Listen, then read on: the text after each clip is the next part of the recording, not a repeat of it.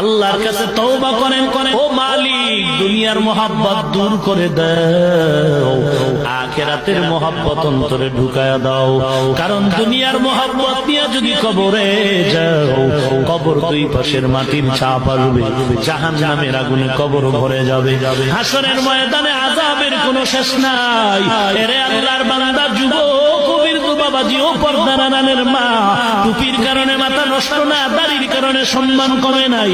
আমিও মায়ের সন্তান, কোরআনওয়ালার মা, ও মা তুমিও মা, কোরআনওয়ালার বাবাও একজন বাবা, তুমিও সন্তানের বাবা। মাদ্রাসায় কোরআন পড়ে সম্মান কমে নাই রে বাবা।